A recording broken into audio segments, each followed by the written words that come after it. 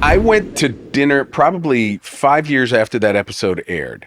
And I was out in Beverly Hills, and people are coming up to the table going, Jerry Seinfeld's in the back, Jerry. Oh, no way. Jerry's eating in the back. And my friend I was with is like, you gotta go say hi to Jerry. You gotta go. And I was like, no, I'm not going to do it because, it's Jerry Seinfeld. And I was thinking, what if he doesn't remember me? Then I'm going to feel like a complete ass if I go up to his table or whatever. 15 minutes later, Jerry's leaving. He comes and walks by our table and hits me in the arm and goes, step off, Dan. No. And kept walking. Yes. What restaurant is this? Just and then I went like this. visualize And then it. I went like this. All right, Jerry. Take care, buddy. Good to see you. All right, yeah, Jerry Seinfeld, step by.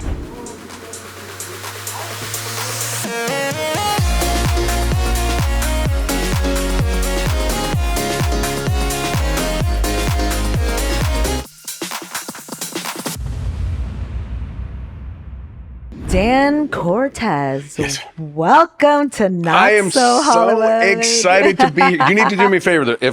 If my Tom Jones shirt gets too wide open, just somebody cue me and just be like, We'll just say, together. bring it down one more, baby. Oh my God. Yeah, I have to ask you because, it's funny. It's been sort of the age-old question, I think, for 20 years now. Is it Cortese? Is it Cortese? Are we saying it right? You know what? You can say it I always say it any way you want to, as long as the check clears. Yes. I was born and raised, I grew up being called Cortese. But my dad was born in Italy, came over when he was a young boy. It was Cortese, properly pronounced, Italian. But then, you get to America, it's like prosciutto, it's prosciutto. Cortese. Yes, got it. And then I went through a phase in my career where my first son was born. Yeah. To saying, you know what, out of respect to my dad, I'm going to pronounce it Cortese now. And I had a conversation with my dad and he's like, okay, great.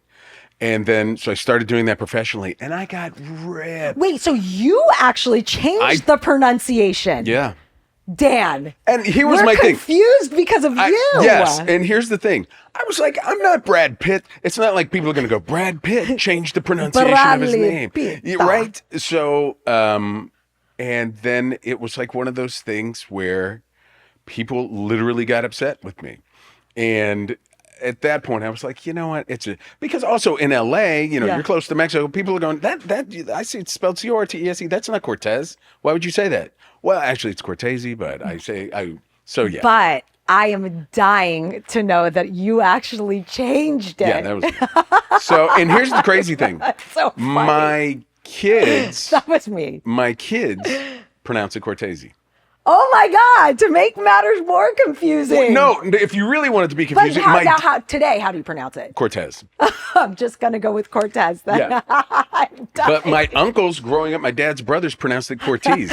I was just gonna say, what about Cortese? No one said Cortese. This is not okay. So yeah, all my uncles had a different pronunciation for the name too. But then this is why you probably hear Mimbo. Yo, just Mimbo. call me Mimbo. Mimbo in the parking lot or at the gas station or Yes. at the supermarket. Are you still getting those shouts? Yes. Are you seriously? I still do. And it's crazy to me when that show aired. That was the first time I'd ever done any episode of a sitcom. Okay. And I was leaving. I had to go get a physical because I was leaving to shoot a show in Vancouver with George C. Scott the day after it aired. Mm-hmm. So I was in Beverly Hills getting, cast physical. And I had worked on MTV for a few years. We had won an Emmy at MTV, but that was cable television. Right. And the power of cable television as compared to NBC Thursday Night Lineup power, I shot, or that Mimbo episode aired that night. Friday morning, I get my cast physical. I come out of the doctor's and some guy's yelling across the street at me. Hunky Tony, hey, you're the, and I turn and look, and he goes, oh my God, it's you. You're the Mimbo. That was you from last night. And I remember thinking, yeah, I would get shout outs with MTV and MTV Sports, but that was like, yeah, and people still today. And still ask me, my son, who's 4, is pre-K. Yeah. His teacher wanted me on the last day of school to tell her to step off. No. Yes. That's 30 amazing. years later, That's it's literally absolutely been amazing. almost 30 years since that episode aired. Yeah. And we're talking about the famous episode on Seinfeld, of course, where you played Yes. Elaine's boyfriend, rock climber boyfriend, and you came up with the line, step off. Didn't you? That was Larry David had said that. I can't remember the I scripted line. thought you ad-libbed that. Is that not right? No, he asked me what should we say? He's like, you're a young kid, you're on MTV. Like, this line isn't working. What are some things that somebody would say? And I think step off was the second or third thing I said. And Jason Alexander then said, step off. And the way he said it, Larry's like, that's great. Use that. Use that works. Because of the fact that you made one of their episodes super iconic and that line, can you now call Larry and say, yo, Curb, next season. Wouldn't that be nice? Write me in. No, I can't. Okay, well, what if you went to dinner at Craig's or something and ran into him? You know what? I went to dinner probably 5 years after that episode aired. And I was out in Beverly Hills, and people are coming up to the table going, Jerry Seinfeld's in the back, Jerry. Oh, no way. Jerry's eating in the back. And my friend I was with is like, you gotta go say hi to Jerry. You gotta go. And I was like, no, I'm not going to do it because, it's Jerry Seinfeld. And I was thinking, what if he doesn't remember me? Then I'm going to feel like a complete ass if I go up to his table or whatever. That's always So I the never went concern. back. And as you see, 15 minutes later, Jerry's leaving and he's walking. And all these people are looking. And I was like, I had my head down. Yeah. I was trying to eat and I didn't want to be embarrassed. And he comes and walks by our table and hits me in the arm and goes, step off, Dan. No. And kept walking. Yes. What restaurant is this? Wait, Just 'cause and then I I need went to like this. visualize And then it. I went like this. All right, Jerry. Take care, buddy. Good to see you. All right, yeah, Jerry Seinfeld stepped by. That's Came to say hi to me. incredible. It was, what's the Italian place? Or I don't Spago. even know. If it's still on the corner of Melrose and Beverly? Melrose and Beverly? Not Ciccone's. No, I don't think it's there anymore. Oh, it's You said not? Ciccone. That made me think of Madonna's brother, MC Ciccone, when he was a rapper. He was a rapper? Her younger brother was a rapper, MC Ciccone. MC Ciccone. No I'm the only one that way. knows that, probably. That's because you were the Yeah. man back in the God. 90s and all. By the way, that story, I don't want to just like brush over that. That is insane that happened. was it. I mean, And there that was like so good for the ego too at that point. so good for the ego. And of course, everybody's like, see, now you should have gone and talked to him. I'm like, no, that was perfect. That was, You couldn't kind of top that No. at that point. Like, what are you going to do? Jerry, can we go to lunch? Can I come to one of the shows? You know, I have a few stories like that where it's people, because with my show, when I did MTV Sports, there was never a show like that prior to. Like these extreme sports that, no, what are these guys doing? They're crazy. So they had this sort of cult following, but also within the industry. It had this following of like actors that were like, what are you guys doing? Jumping out of planes and what is this? You're scree running and blah, blah, blah. And I was at a charity event at Hollyrod Foundation. And afterwards, a bunch of these professional athletes are like, we're going to this club. Do you want to come? And I said, sure. We go to this club, go up the VIP lounge, not because of me, but because of all the professional athletes I'm with. And Charles Barkley is sitting in there, and all these guys walk in, and Charles looks and goes, Dan Cortese, no. I want to do tequila shots with you. And I'm just like, let's go. All right. And I'm like, Charles Barkley and I are doing tequila shots, become best buddies. Charles said he needed to leave to go do something. I said, I got a town car. You just you're going to the hotel. Take my town car. I never saw Charles again. I never saw my town car again. I ended up before Uber. It cost me, because I lived in Malibu. It cost me like $250 in a cab to get home that night. So yeah, Charles still owes me my town car ride back and a couple shots of tequila. Yeah, and $250.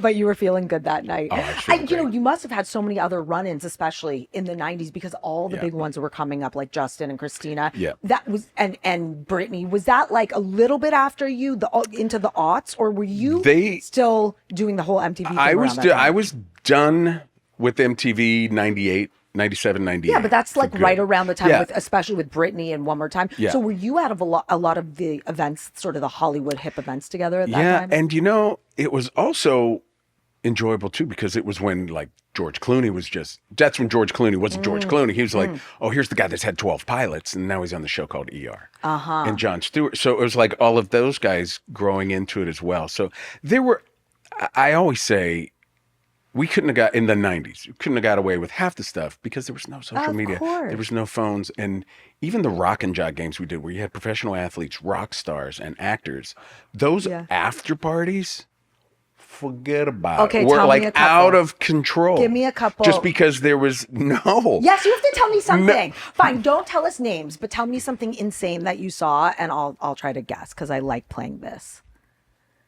Well, there's easy ones. There could be a very popular blonde at the time that may have left with a very popular baseball player at the time that may have come back to the party and then left With with another person at the party. Oh no. So, Just and then the not just baseball on the player would bells. then walk around and be like, "What happened? Hey, here's what went down," and so and tell so and so. Yeah.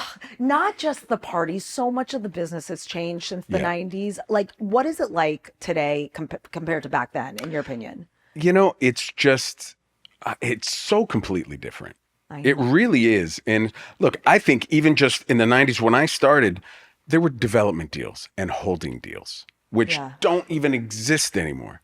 I mean, I had 3 consecutive deals where it's like 2 with CBS and then 1 with NBC. Mm-hmm. Well, for the year, it's like, here's a giant paycheck. We own you for the year. We're going to try and develop something for you and or plug you into a show.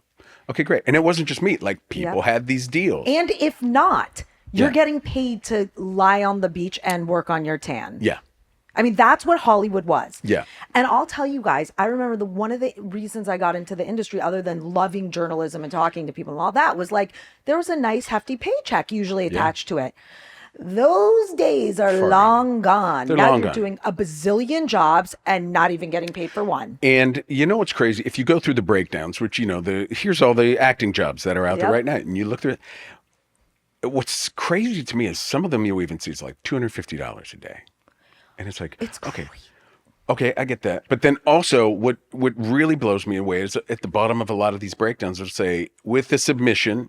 I'm not supposed to see any of these, by the way. This is my manager putting these things in there. I don't. Right. But when I go through, it's like you see at the bottom of there, it says include social numbers. And to me, that it's like, okay, so do you want somebody that's good and can portray the character the Yeah. best they can? Or do you want somebody that's okay, but he can self-promote? He's got 1 million followers and he's going to promote the gig himself. And Yeah. And those numbers are really actually, the real numbers are diluted down anyway. And I have a good friend of mine that is a musician and he's got like close to 3 million followers. And I'm just like, and not a known musician, a musician in Europe. And wouldn't have any songs that you've heard of necessarily. And he has close to 3 million followers. And I'm like, how did you build that? And he goes, oh, I use Kardashian's guy. No way. And I'm like, what? Seriously? I So used- it's just because he has some like genius social media guy behind Genius- him. The rest of us are clawing for like and those doing next this 5,000 followers. because he's got a 'Cause bunch he's of got money. bank. And so he pays that person to It's a business. yeah. And I also think the fact that nobody has an attention span, granted, Steve knows mine is Yeah. like, like a gnat. It's like, where's the shiny thing? Yeah. Follow it. But I'm 41. Yeah. And my attention span's small. Imagine like your kids in their 20s Yeah. and they're the ones who are consuming so much media, but it's really bite sized. It's quick. They want something for 20 seconds at most, and that's it. You know what? I had created and pitched a show over a decade ago, probably about 12, 13 years ago, called the 1 Minute Talk Show. And The everybody's 1 Minute Talk 1 Show. Minute Talk Show. And everybody's like, what exactly is it? And I said, I came up with the concept where I was in a cab in New York and it was like, here's the highlights from last week's like Tonight Show with Jimmy Fallon. And so, you're sitting and watching the screen in the back of the cab. And I said, why don't we work that process backwards? Why don't we say these interstitials at the top of bottom of every hour? Here's Dan with Adrianna, and we're doing this thing. And it's just quick cuts and clips of like, I don't know what, none of this is making sense, but they're each cut into 1 minute segments. And we have 6 different ones a day. And then Friday, you see the whole episode. So I went pitch it and everybody's like, well, what are you going to do with that? I go, it's bite-sized content. If you need 1 minute, you need an ad, you need to put it, and it's before social media started coming out and everybody's like, I love it. But I don't know if people will get it. Will people get, and my wife now always goes, yeah, will people get it? Now that's all that you're looking at on social media. It's like, people are like, here's my 1 minute show that I'm going to do. And it's true. The attention span. Is nothing. I remember Yeah. with Vine, and it was 6 seconds, and I remember Yeah. thinking, you can't tell a story in 6 seconds. Somehow they managed, Yeah. and maybe Vine's not big today, but that translated into all the other social media platforms. Yeah. But I do want to get more into like so Dan and I have done sort of some pilots together and worked together, and I Yeah. think he's the greatest. I think, if I remember correctly, didn't you say you got MTV in the first place as sort of like a weird situation? Like, you didn't try out, right? Weren't you like an intern or something? I was a PA. Oh, you were PA. Okay. And the way I even got the PA job was a crazy story. But I was a PA at MTV in their West Coast office. And when I was one of 2 PAs in the West Coast. There was only 10 people in the whole West Coast office at the time. And so they had, in September of 1991, I turned in this treatment for the show called MTV Sports. And Wait, it was your show? so I handed in a treatment to the LA office. This is before you could, email stuff to people. So I handed it, and they were like, this is a really good idea. I'm going to send this to New York. Send it to New York. And there was heat around it for about 2 weeks. And then it like just went away. So I was like, okay, whatever. And in November, a woman who's in charge of finding talent in the West Coast walks by my like little cubicle and goes, "Hey, we have this new sports show. You're really into this stuff. Who do you think would be good to host this?"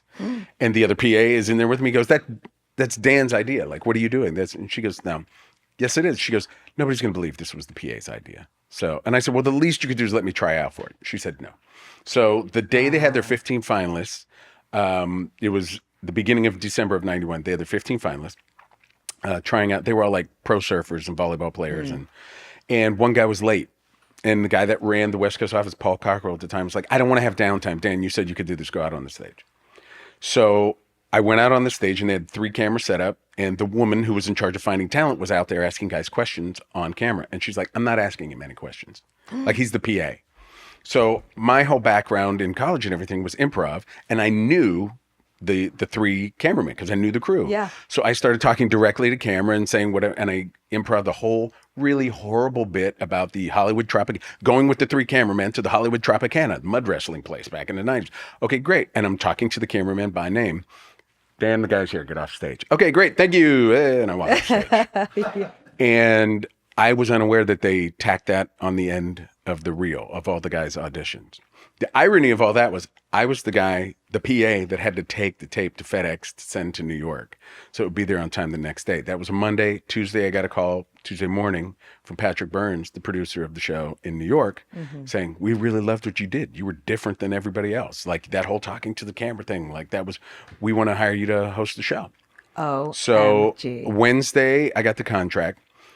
Had no legal background. I literally took the contract and handed it around to people in the office going, "Does this look good to you? Does this look good?" And everybody looked, "Yeah, sure, it's fine." Thursday signed it. Friday flew out to West Virginia. Saturday shot the pilot. And that's not the craziest part about it. We shot the pilot that Saturday at the New River Gorge in West Virginia, where people were base jumping off of a 900-foot bridge. The best part was I went from making $300 a week as a PA at MTV to making $400 per episode on MTV Sports. And we only did 20 episodes the first year.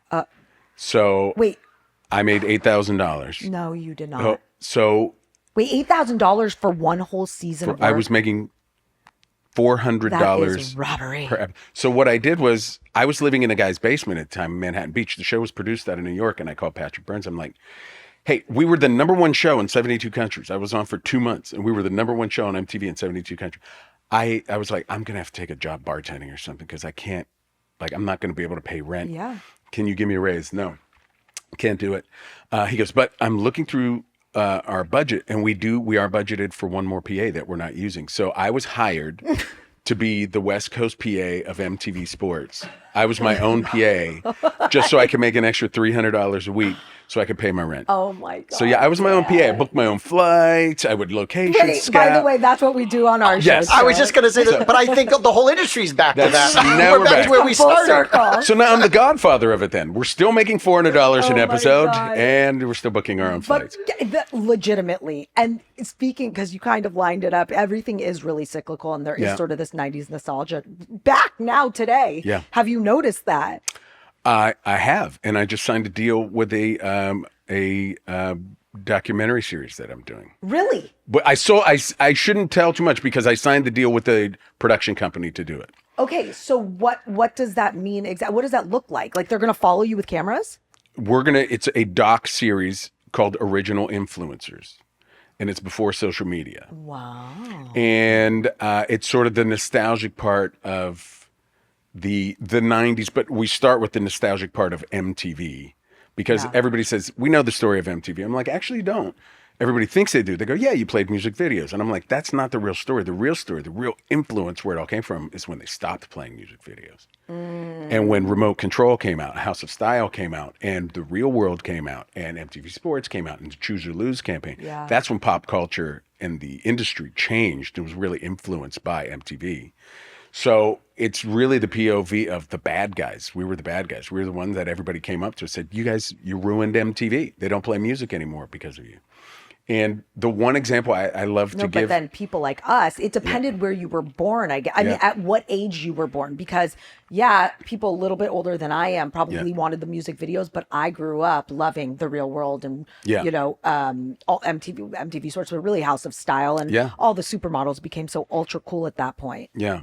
And it really, I try to explain it to my 19-year-old daughter now. I say, with social media not existing, there was only one place kids really went to find out what's cool, what's going on, what's happening. You just put on MTV.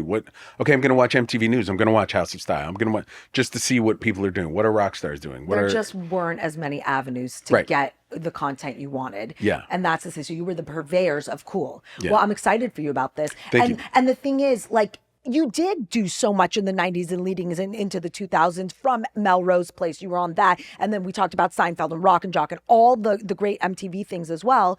And then at that point, sort of like in the mid 2000s, right? Where were your sights set? You did Veronica's Closet. Like, were you wanting to act? I was wanting to act. And in all honesty, I mean, full transparency, once my son was born, it's almost like everything else took a back seat. And I still was acting. I still did What I Like About You for the last 2 seasons or last full season of that series and a few other things and hosted some stuff. But I was more about wanting to be a dad. So did you pull yourself out, or were the opportunities a little bit more sparse? It was both. Okay. They were more sparse. I mean, we still, at the beginning of the 2000s, people were still doing a lot of pilots. And, now you get a pilot, okay, great pilot, what's going to happen? There was a few. I had one pilot that I did with this director, Todd Holland, that he just negotiated a great deal for the DGA, the Directors Guild, but it was based off of a comic book called Ball and Chain, which was a brilliant series. We did. Hey, shoot this pilot. It was that these aliens actually live with us on Earth. And it was kind of Men in Black. It was a dramedy. Really good. We found out right before Fox announced their fall lineup, like, not only are you guys picked up, you're like the #1 show that they want to promote for the fall. Wow, this is great.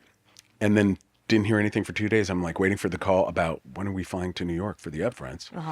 There was some internal discussion between somebody that runs the network and the person that was above her. And it was like, oh, really? Well, F you, I'm taking this away from you. So now we're not going to do that show anymore.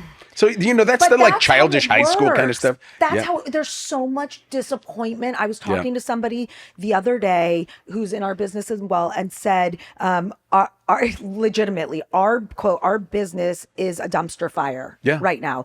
And I said, I know, and I can't escape it.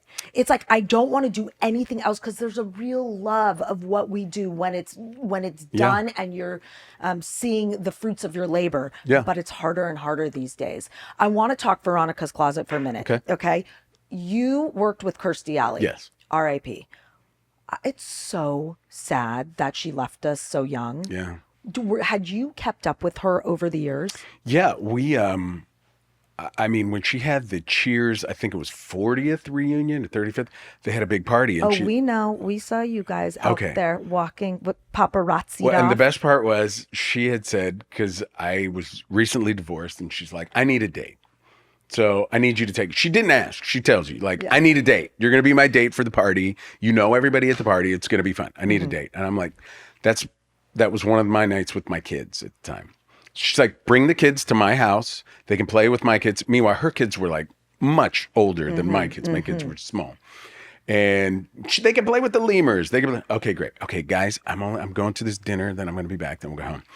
And on the way to the dinner, she's like, I just want to let you know, I'm going to tell everybody we're fucking. So just so you know that. So I was like, okay, I figured as much. And when we got there, we see James Burrows, the world famous sitcom director. Jimmy Burrows comes, he's like, Cortese. She told everybody fucking, right? And I'm like, yes, I know. I was like, I didn't realize it was, she told everybody ahead of time. I just thought like she was going to spread that rumor here. But she was great. You know what? But were you? No, we weren't dating. I went to be her date for that. But you were strictly, no kiss at the end of the night? Nothing? No, we were friends. So it was just, she was crazy. We'd have fun. And then it was literally The problem was everybody's drinking at this reunion, and then everybody wanted to stand up and give their favorite story about working at Cheers, which obviously they're all going to do. Yeah. And I'm just like, oh my God, my kids are going to. And that's what you're thinking. And it was like one of those where I kept telling, like, I got to go at some point because my daughter, I think, was 8 or 9 at the time. Yeah. And she held it together. Probably got back around 1 at the house, got in the car, and she was like, thank you, bye. Started the car, and she just broke down and sobbed. She's like, that was the worst night of my life. Who? My daughter. Why? What happened?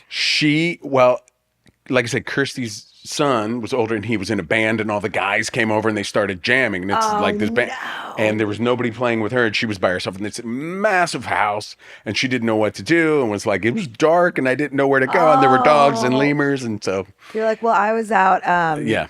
getting laid. I was out. No, I was told I was. I was told I was getting laid. Yeah, exactly. You know what I love about that though is that was like a big night and a big party in Hollywood, right? And here you are, and that whole story is about you and your daughter, and trying to get home and what's going on. That's just the other side of that night. Furthermore, how don't believe everything you read or see, because I was looking, and I think it was the Daily Mail had published something that was like Dan Cortese and Kirstie Alley, Veronica's Closet, they used to be co-stars and now they're dating or whatever it is. And like, that's not even true. You just set the trust record me, straight. it was used by my ex-wife's attorney too. Oh, that's fine. That's fine. Yeah. Dan, you're going to owe some more money now? Dear God. But wait, can I ask you? Sure. I mean, not that you're a doctor or you even know, but like, what happened? Why did she die so young? She had cancer that nobody knew about.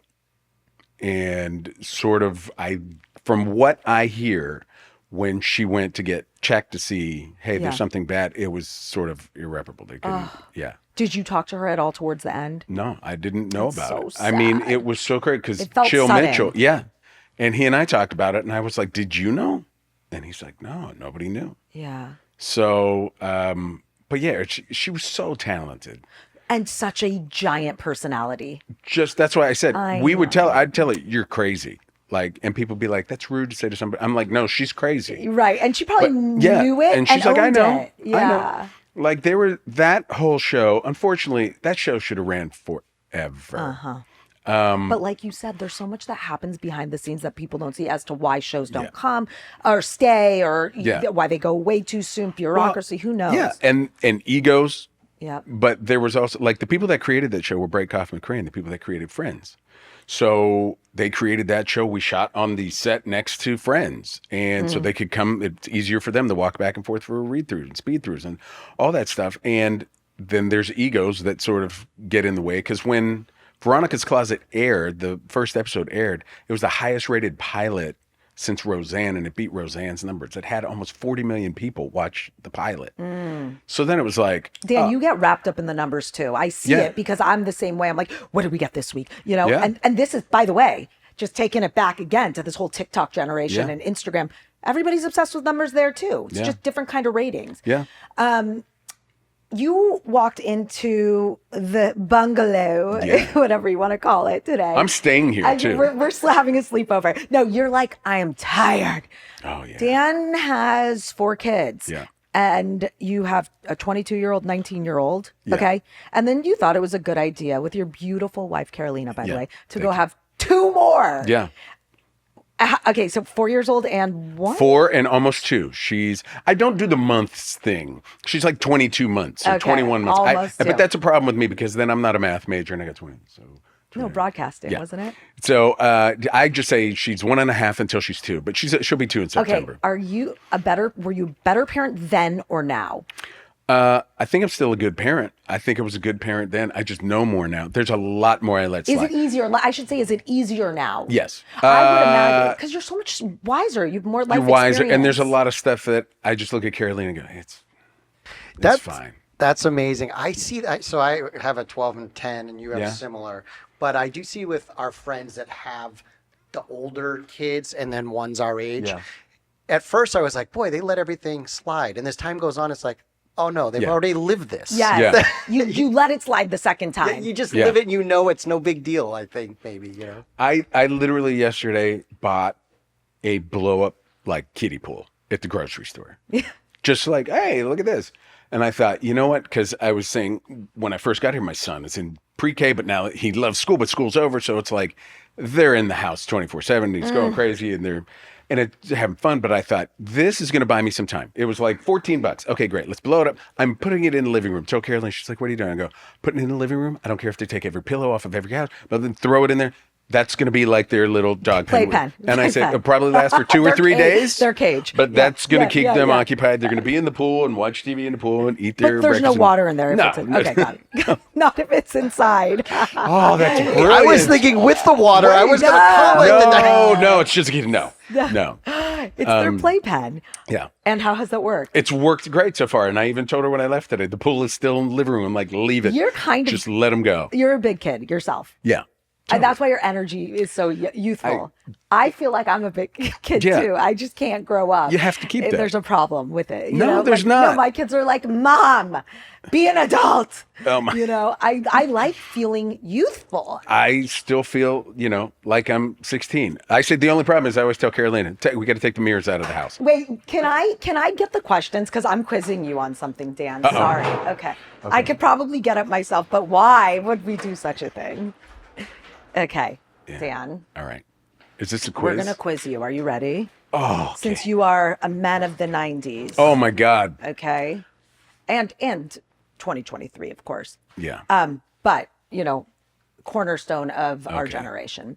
We're going to go Wait, do you have the answers? Oh, hell yeah, I do. Oh, damn. Okay. Okay, it's not that hard. I start easy and okay. All right. So we're going to give you some 90s trivia and see how you do. Ready? Starting off, which mega famous couple, both rock royalty, shocked fans by making out on stage at the 1994 MTV VMAs? 1994. That would have to be, if memory serves me correctly, and it kind of grossed people out, I'm going with Michael Jackson and Lisa Marie Presley. Yes, he got it. Oh my God, what's And the kiss was like this. No, they made out. There wasn't there tongue in that? Were you there? 90. No. Okay. You were like the rest of No, us that's a watching different from home? question. Was I there? No.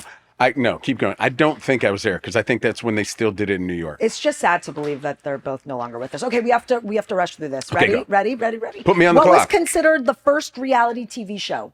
Well, The Real World is what I'd have to Yes! say. Because that's what we're going to say in the first episode of my series. Okay. That's outstanding. What was the most watched TV episode of the 1990s? Most watched. Ooh, this is a good one. Most watched episode. TV episode of the 1990s. I would say the Seinfeld finale, but I won't. Of the 90s? Yeah, I'll go with Seinfeld. I'll go with Seinfeld finale. I'm going to say no, but tell you that you have a loose connection to this person who was in the show. Of the 90s, I have a loose connection. You have a connection. We may have spoken about somebody who was in the show. And we may have talked. You're thinking late 90s, but this had already happened. Was it Cheers? Yes! Wait. The Cheers finale in 1993 was This the is most... where you need to lay in the Price is Right. Exactly. I bought a TV Okay, ready? for that. Okay. What band is featured on Beavis's shirt in Beavis and Butthead? Metallica? Yes! Okay. If you don't get this one right, you just could leave now. Okay. Which president and intern do Bill you Clinton. have a photograph with?